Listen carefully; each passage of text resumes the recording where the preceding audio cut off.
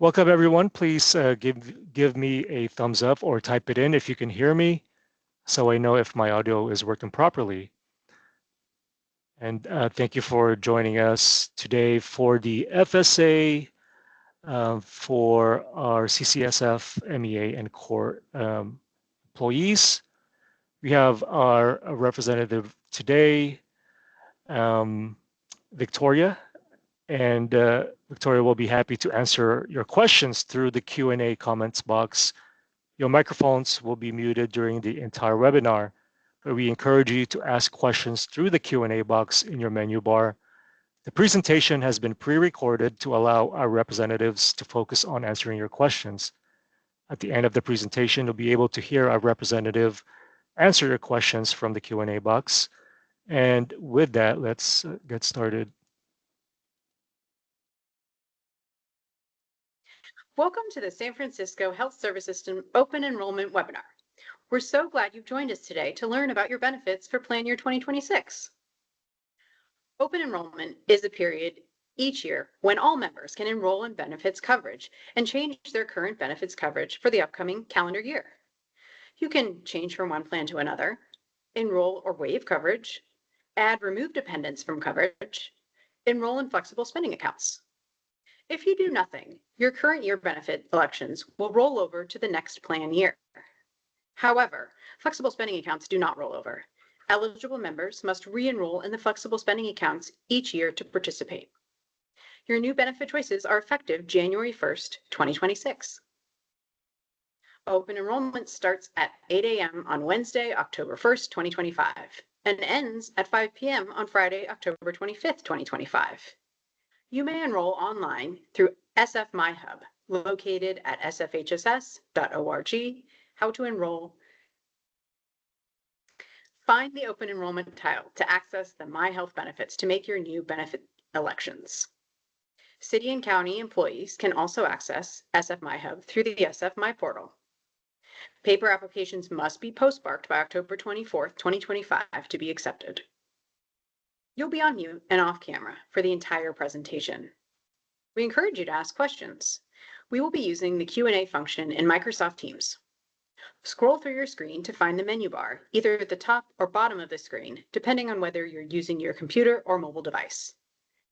Click on the Q&A icon in your menu bar. Click on Create Post to type your question. We will answer as many questions as time allows during the Q&A session. Please do not share personal medical information in the chat. Everyone can see it. We recommend a one-on-one consultation. If you have questions that do include personal and private medical information, please schedule a private one-on-one consultation with a health plan vendor. Our health plan vendors have open enrollment office hours. To schedule an appointment, visit sfhss.org/OE2026.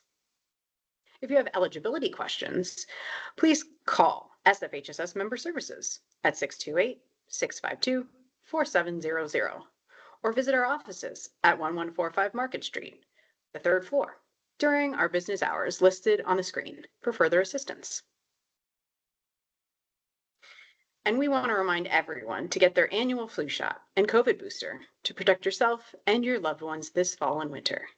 With that, our presentation will now begin. Welcome to the City and County of San Francisco's FSA Open Enrollment. What is a flexible spending account? A flexible spending account is a pre-tax savings account that utilizes pre-tax dollars on eligible items. When you enroll in the plan, you save on federal, state, and FICA taxes, which decreases your taxable income and increases your take-home pay. How the plan works. So right now you're going to decide how much to set aside into your Flex account by estimating any predictable expenses that you have forthcoming for the next plan year. You're going to enroll during your employer's open enrollment period. And then your annual contribution is divided by the number of paychecks that you have throughout the course of a full plan year. And it is deducted pre-tax and put into your FSA plan. Here's an example of how the plan works. So let's say you elect $800 for the plan year. You have 25 paychecks, so the amount that you have withheld per paycheck is $32. You have two accounts available to you. The first is the Health FSA. This covers any out-of-pocket medical, dental, and vision expenses that you and any of your eligible dependents may have. The second is the Dependent Care FSA. This covers any daycare centers, babysitters, after-school programs, daycare programs, and elder care facilities. The first account is the Health FSA. There are a few rules with this plan, the first being that your full annual election amount is available to you on the first day of your plan year, so you don't have to wait for those funds to stack up. They are readily available for your use. Once you're enrolled in the plan, you're only allowed to change your election amount if you have a change in family status. And then you do have a carry forward rule, meaning that you can carry over anywhere between $10 and $660. Anything below $10 will be forfeited, and anything above $660 will be forfeited. The maximum you can contribute to this plan is $3,300, and the minimum is $250. Here are some examples of eligible items under this plan. Things like copays, deductibles, dental work, eyeglasses, over-the-counter medications, and prescription costs. This is not a full extensive list of the eligible items. If you would like to view some more, you can do so by visiting our website, or you can visit the FSA store. It is also a great reference tool that you can not only shop around on, but also utilize this to reference any items that you may be seeking. The Dependent Care FSA. So this account is a little bit different. It is considered a pay-as-you-go account, meaning that you do have to wait for those funds to be withheld through payroll in order for the account to be funded. Once you're enrolled in the plan, you cannot change your election amount unless you have, again, a change in family status or a change in daycare needs. This plan is a use it or lose it rule, meaning that no funds roll over. The maximum you can contribute to this plan is $5,000, and that is a household maximum, and there's a $250 minimum. Here are some examples of dependent care eligible items, things like after-school programs, caregivers for disabled spouses or elderly dependents, daycare centers, day camps, overnight camps are not allowed, elder care facilities, as well as nursery schools. When you enroll in the Health FSA plan, you do receive a benefits card that is automatically activated upon first use, and it is valid for roughly 3 years from the date of issuance. If you need any additional or replacement cards, you may order them through your P&A account online, and there is no charge for any replacement or additional debit cards. How to submit claims? So for manual claims, you can do so by using our mobile app. We do have a computer desktop website, or you can fax or mail claims to us directly. Claims reminder, for the health and dependent care FSA plans, claims are due by March 31st. And then again, you can only carry over between $10 and $660 in the health FSA plan only. Any amount exceeding that will be forfeited. Getting reimbursed. So you do have two options available to you. The first is direct deposit. This is the easiest and fastest way to get reimbursed. If you do not enroll in direct deposit, you can receive a mailed check to your home mailing address. Just to be cognizant that there is a $25 minimum threshold in order for a check to be mailed. The P&A mobile app. So if you are going to be utilizing the plan, I do strongly encourage you to download the app. This is a very user-friendly tool. You can register for various different account alerts, submit claims, check account balances, upload debit card documentation, and then you can also utilize the Easy Scanner that we have on there. If you're at the point of purchase, you can pull up the Easy Scanner and scan a barcode of an item, and it will tell you if the item is eligible or not. Here are just some snapshots of what the app looks like. So again, there's all these different alerts that you can toggle on and off and customize the experience however you see fit. Customer service. We are available Monday through Friday, 5:30 a.m. to 7 p.m. Pacific Standard Time. We do also offer online web chat, and then our phone numbers are displayed on the screen. Penny the Panda. So if you are needing some further education on an FSA plan, please feel free to visit our YouTube page. And there are a lot of different Penny the Panda video tutorials that offer lots of helpful tips. Thank you.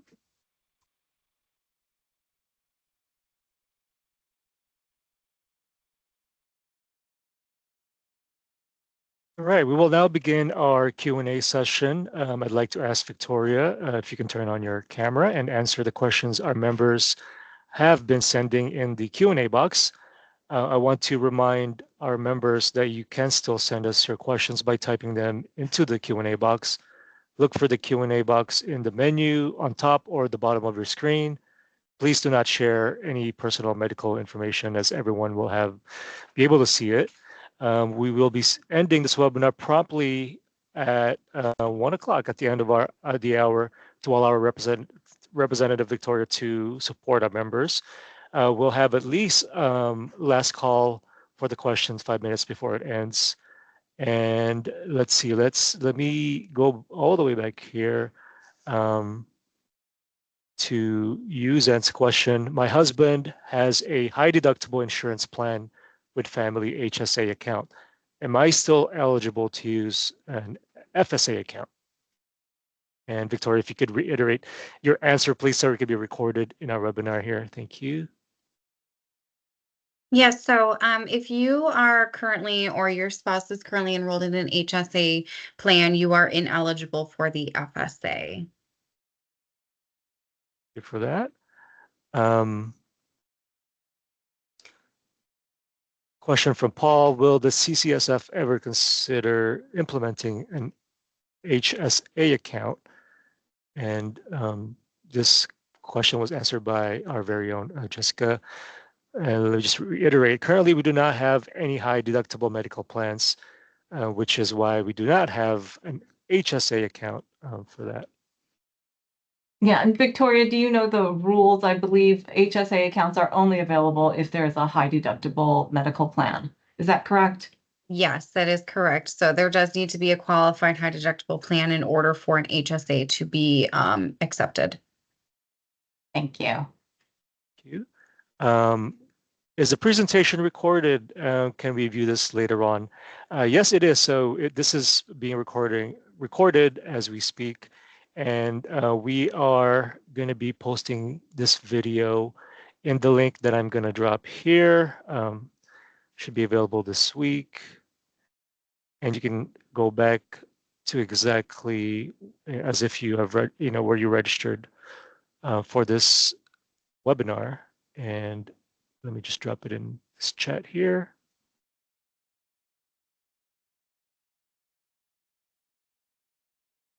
And you could visit us later on, and it will be on that same page.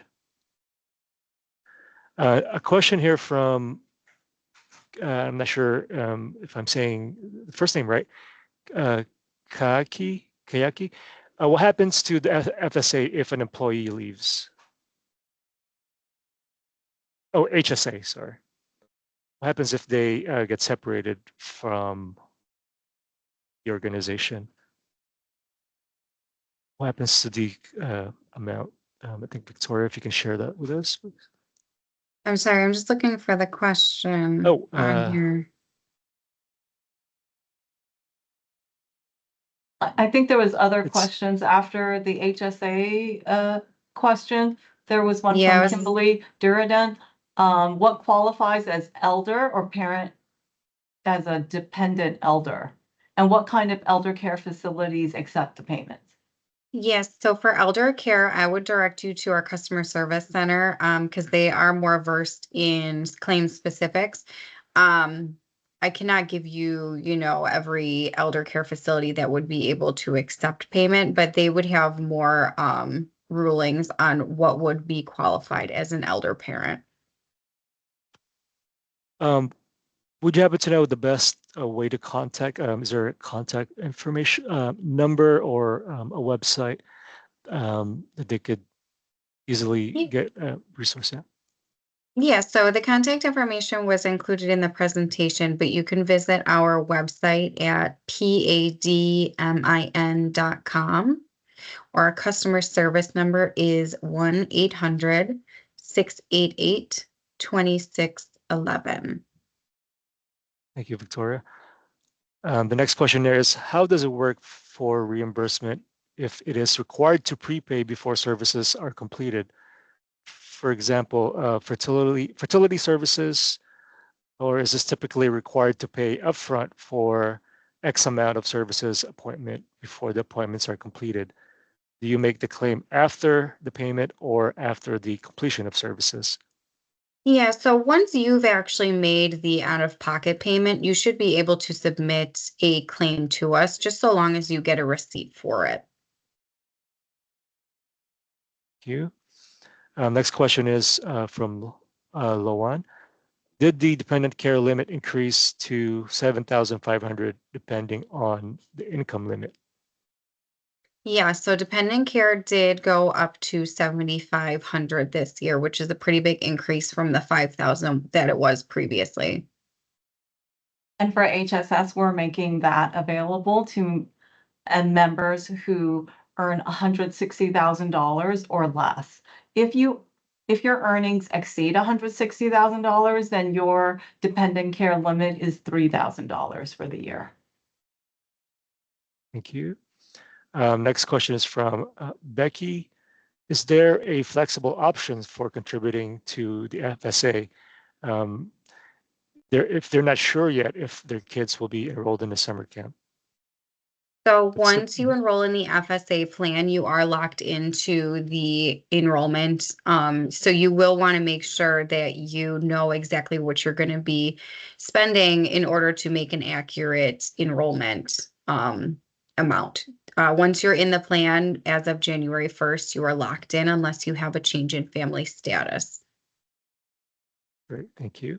Next question is from Yuk Chung. What is elder care include? Can you give me an example?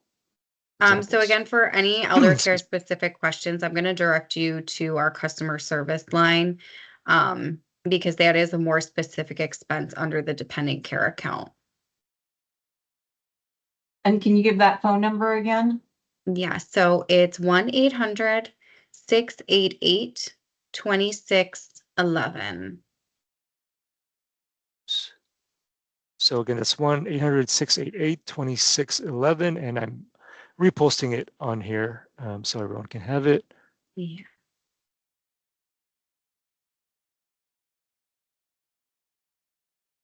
Oh, here's that question from.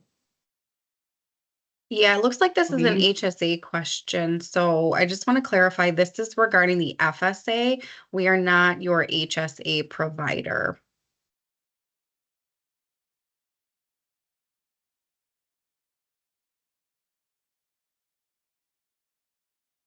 And again, if you have any other questions, let's take advantage of this time since we have Victoria here.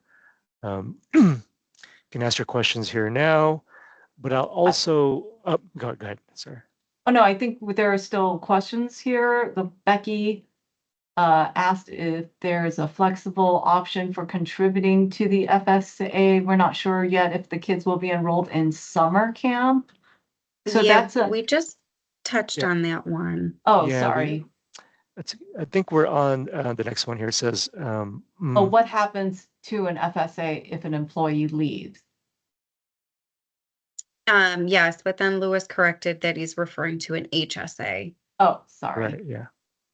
I think the next one is the presentation recorded. Yes, but for other members, if an employee leaves employment with the city, what would happen to their FSA? So an FSA does not travel with you. The FSA, you would be able to COBRA the benefit, but unfortunately, if you do leave employment, that benefit would cease. And another question here from Craig.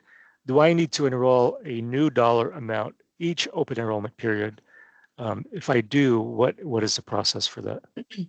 Yeah, so every open enrollment, your contribution does reset. So you're going to want to make a new election amount during open enrollment time. Thank you. Can I claim the health dependent expenses of this year, 2025, once I enroll this month? No. So no, expenses have to be incurred within the same plan year. Yeah, so enrolling this month is for open enrollment for plan year 2026. Yeah. You can't do a mid-year enrollment unless you had a life event, such as you got married or divorced or had a baby, things like that. Thank you. Another question from Angela. For reimbursement, does the receipt need to state the services administered? I've seen the receipt, excuse me, just state the total paid, but the header states the clinical facility. It does not need to state the specific services rendered. However, we may ask you for additional documentation if it does not, depending on the type of claim.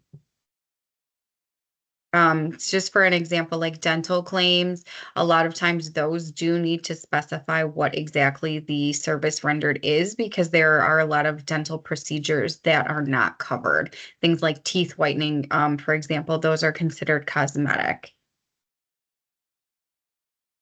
Great, thank you, Victoria.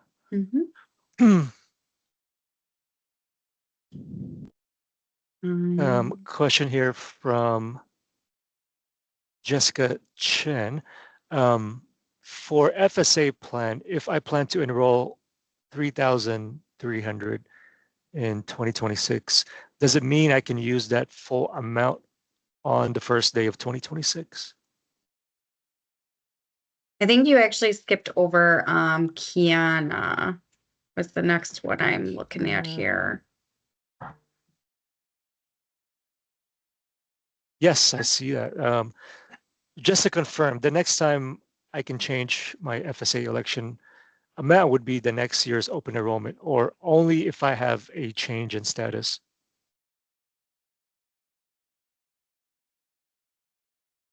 So right now it's open enrollment. If you want to have an FSA account, whether it's a healthcare FSA account or a dependent care FSA account for next plan year, that would be 2026, January 1, 2026 to December 2026, you would have to enroll now. If you want an FSA in 2027, you would enroll next year in October during next year's open enrollment. Thank you. So every year you would have to enroll in FSA if you want to have it. Thank you. Can I use the FSA to pay for vitamins? Oh, Erica, before mentioned that chopped on how do we sign up for the FSA? So a couple of ways, when you want to get into, you can either go through your employee portal or you can go to SF My Hub. You want to select the open enrollment tile available. And once you're in there, even if you want to make no changes to your health, dental, vision, you still have to go in and select FSA and also specify the amount. Now, the amount that you choose is annual. So that's not a monthly amount, it's the annual amount. So if you say $200 and you meant $200 a month, it will just put $200 for the entire year. So choose the annual amount you would like to set aside and make sure you go through the process online until you click submit and you get a confirmation. The other way is you can enroll through a paper application, and you can have that sent to the HSS offices. Make sure it arrives before, or that it's postmarked by Friday, October 24th. And also make sure you go online if you plan to enroll that way. Make sure you submit your enrollments before 5 p.m. on October 24th. Thank you. And I posted our main landing page there, and you could follow the links. I think the next one, I just want to make sure we're going in order here, Mhm. is Elaine. Can I use my FSA to pay for vitamins? So vitamins are actually not covered through an FSA plan. Over-the-counter medications are things like aspirin, ibuprofen, things like that. Vitamins are not covered through an FSA. I wish they were. But Unless they're unfortunately not. prenatal. Yes, prenatal vitamins are. Yes, those have been for quite a while. But that is the only type that would be eligible. Thank you. And again, the next question here, I can't remember if this was answered previously or not. For FSA plan, if I plan to enroll 3,300 in 2026, does it mean I can use that full amount on the first day of 2026? Yes. So the nice thing about the health FSA plan is that it is fully front loaded. So if you happen to have an emergency, which would require you to exhaust your FSA election amount, you do have that option beginning January 1st. Thank you. And a question from Paul, is Invisalign FSA eligible? It sure is. It's actually a pretty common expense that we see for dental expenses on the FSA. Orthodontia as well too. So anyone needing, braces, root canals, things like that. Great, thank you. Does the FSA reimbursement cover all household members? As long as they are considered your dependent, yes. Did anyone else's chat box just, oh, there it goes. And froze for a second. Yes. So anyone who is considered a dependent, if you have, I don't want to say anyone who's in your household, because, if you have an aunt or an uncle living with you in your household, technically they are not considered a dependent. So long as they are a dependent, yes, they are eligible under the plan. Thank you for clarifying that, Victoria. Mm-hmm. Question from Andrea. If my husband is enrolled with an FSA, can I also be enrolled in FSA? If so, how much for each? Yes, so you both can max it out. And I just want to clarify when we say FSA, because there are two different accounts under the FSA. So there's the health FSA and then there's the dependent care FSA. The health FSA, you both have the option to fully max out up to the maximum IRS amount. Dependent care is a little bit different. That's a household maximum. I'm assuming you're talking about the health FSA, but I just wanted to clarify. Thank you, Victoria. And Andrea, if you needed more clarification, you can always type it in the chat box there. Question from Paul, FYI, I have had vitamins approved with a letter of medical necessity. Oh, okay. Yeah, so there are sometimes some, nuances that you can go around it. It just depends on if it is something that you medically need. You would have to get a letter of medical necessity from your primary care physician, and then you can submit that letter to us directly in order for that expense to be eligible. Great. No, that's great information. From Bruce, is there a limit on dental coverage for our orthodontics? Is it $2,000? So there is no limit. It would just be up to whatever you actually enroll in the health FSA for. Thank you. And question from Jen, what type of medication that can be reimbursed by FSA, prescribed or over the counter? Where can I see the list of the items that can be reimbursed by FSA? So if you go onto our website, and I can type that into the chat box too, you can view a list of eligible items. You can also visit the FSAstore.com to view a more comprehensive list of eligible items. Over-the-counter medications are accepted now due to new IRS rulings, so that's very nice. But yeah, like I said, visit either our website or the FSA store, and then both will give you a pretty good list of what would be eligible. Thank you. Question from Jerry: how much can you roll over to the next year for the health FSA account? So Jessica, can you just confirm, do you guys have that capped? I don't fully We have, remember. for this year, for plan year 2025, I believe the limit is for rollover is a minimum of $10 and a maximum of 640. And for next plan year for 2026, I believe it is $10 again and a maximum of $660. That can roll over from 26 into 2027. Yes, yeah, I just couldn't remember if you guys had it capped at the 500. So yeah, and that does follow the IRS limit. So it's usually about 20% of whatever the IRS maximum is, just so you know, it does fluctuate annually. Thank you for that. And I actually just found the list of sample eligible expense list, and I'll drop it on here. As you can just click on it.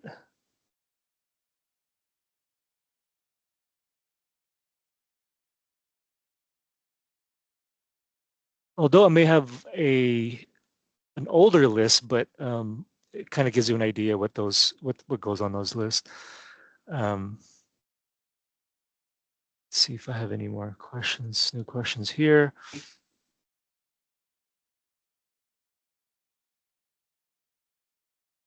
Question from Kimberly.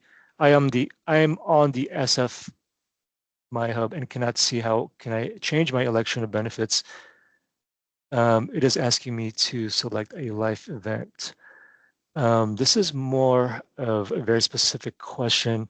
I'll drop in our member services contact information. You can always contact us or do a walk-in. Oh, well, where is that question again? Who's that with? With Kimberly. Kimberly. Yeah, second one down. This one. Kimberly. Let's see how I can change my election of benefits. It is asking me to select a life event. Kimberly, if you're trying to enroll in 2026 benefits, you would select the open enrollment tile and not choose the life events.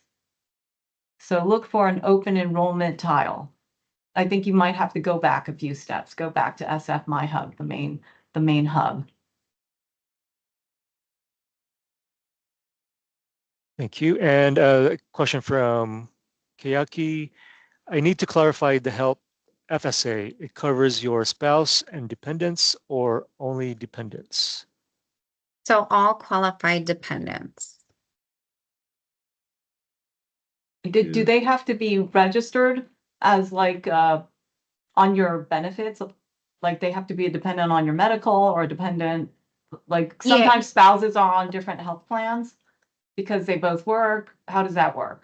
So I guess that's kind of a twofold. So your spouse would always be considered your dependent regardless if they're on a separate health plan or not. Things like children, once they age off, they would no longer be considered a dependent.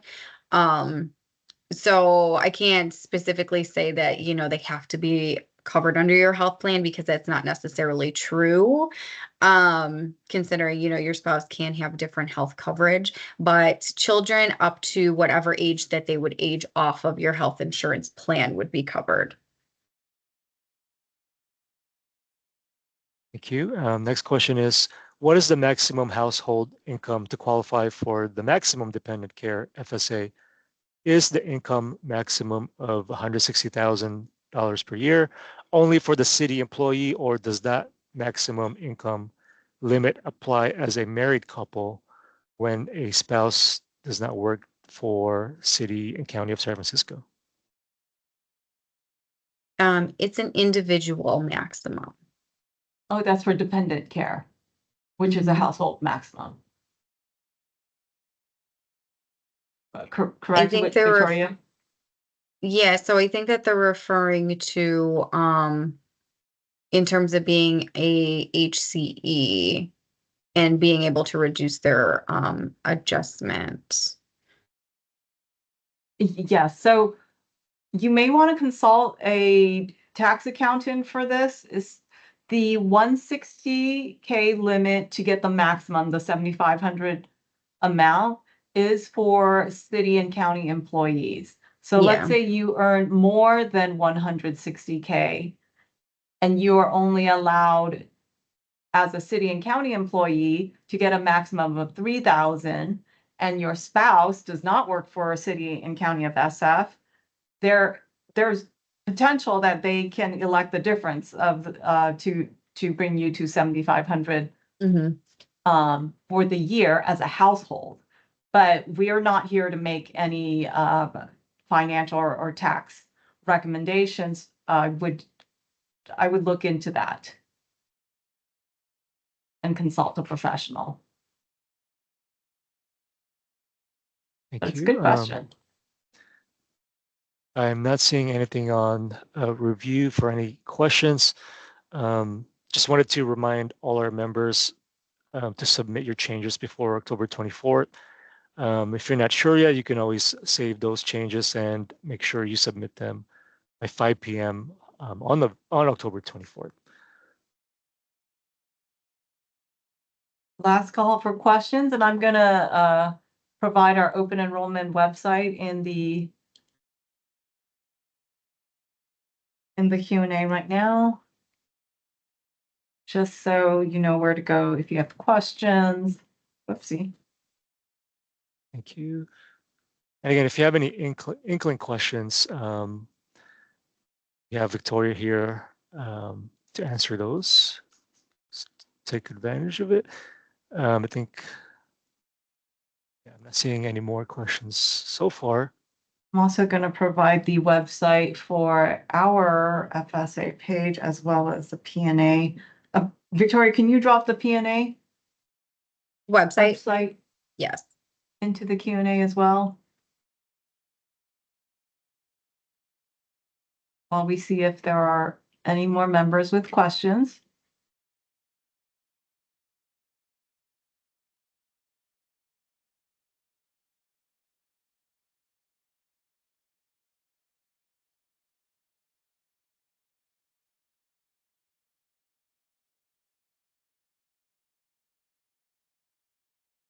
Okay, I have a question here from Rebecca.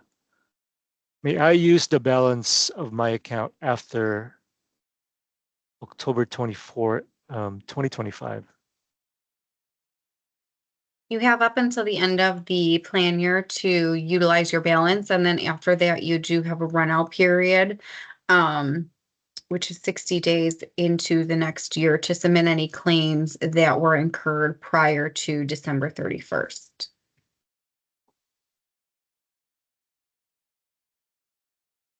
Any other questions? Going once, going twice. Okay, I think at this point, I will conclude the webinar. Thank you for joining us today and asking those great questions. And thank you, Victoria, for providing those answers.